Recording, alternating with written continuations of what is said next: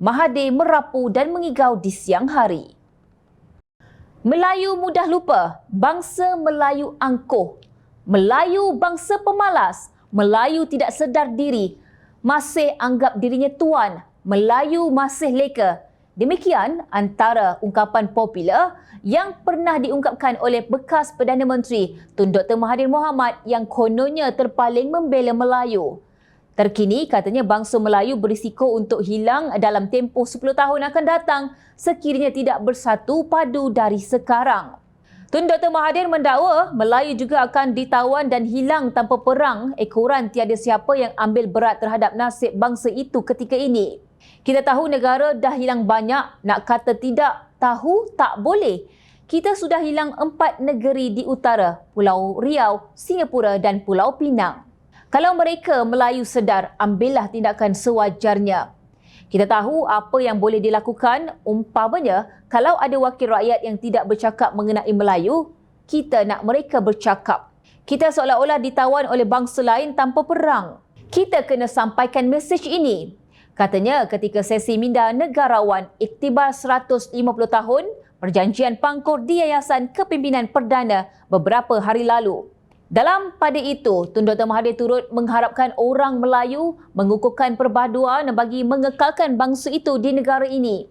Jangan dalam pilihan raya, nak keluar undi pun tak mahu. Melayu 65% saja yang keluar. Cina pula 98% keluar mengundi. Itu kenyataan.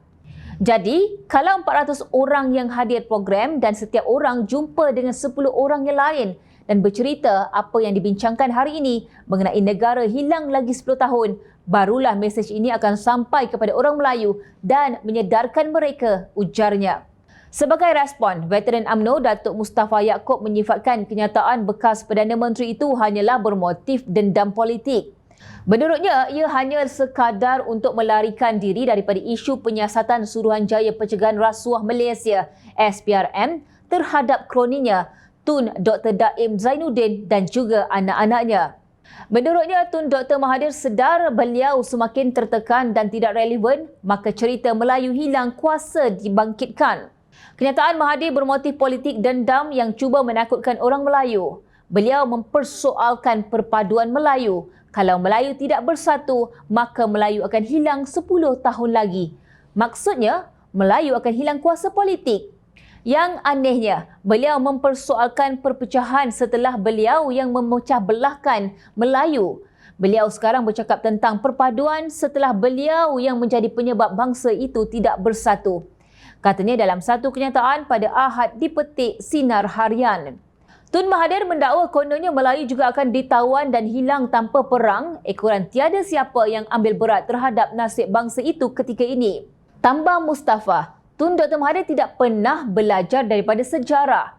Dia hanya belajar sejarah si Kitol sebagai pengkhianat. Sebab itu, dia menjadi pengkhianat. Sebenarnya, Mahathir merapu dan mengigau di siang hari. Dia cuba menggambarkan Melayu seperti Palestin. Cuma bezanya, Palestin mungkin hilang melalui peperangan, tetapi Melayu hilang disebabkan perpecahan, ujarnya. Mustafa berpendapat Melayu tidak akan hilang di dunia selagi ada bangsa Melayu yang mengaku mereka orang Melayu. Melayu sebagai satu bangsa tidak mungkin akan hilang di bumi ini kerana Melayu ada di seluruh Nusantara. Melayu itu bangsa besar. Melayu itu Bugis, Melayu itu Jawa, Melayu itu Bajau, bahkan Arab dan Pakistan pun Melayu. Cuma Mahathir yang berbeza, dia asal India dan bukan Melayu, ujarnya. Masihkah anda ingat penubuhan gerakan Tanah Air GTA yang dilancarkan pada 4 Ogos 2022, gabungan politik yang kononnya kuat atau mampu membela kaum Melayu sebagaimana diuar-uarkan di mana mereka sekarang? Ternyata GTA yang disertai oleh Parti Pejuang, Putera, Berjasa dan Iman tidak memperlihatkan gabungan suara arus perdana masyarakat Melayu. Sebaliknya, lebih kepada sepihan dan suara terpinggir tokoh-tokoh politik Melayu. Terbukti juga GTA menjadi tunggangan politik bagi yang telah dibuang, disingkir, diketepikan dan sebaliknya. Di manakah kestabilan politik negara dan pembelaan Melayu yang dilalak mereka? Satu kelucuan politik bagi direnungkan bersama selain menilai kejujuran tekad politik individu yang kononnya membela dan prihatin kepada Melayu, sedangkan bangsa itu selama berpuluh tahun dikhianati oleh orang yang sama. Menyingkap perjuangan Tun Dr. Mahathir yang bukan memperkasa Melayu tetapi lebih banyak merosakkan bangsa itu dengan dasar pengajaran dan pembelajaran sains matematik dalam bahasa Inggeris PPSMI pada tahun 2003 hingga 2012. Jika kedudukan bahasa Melayu sebagai bahasa kebangsaan dianggap oleh Tun M tidak layak menjadi alat kemajuan bangsa dan negara, maka apakah bentuk perjuangan maruah Melayu yang cuba disebut negarawan itu? Timbul persoalan, betulkah Tun Dr. Mahathir sayangkan Melayu atau hanya sekadar mengalihkan perhatian rakyat dan negara setelah hampir ketahuan dan kantoi? Ingat, rakyat sentiasa memerhati.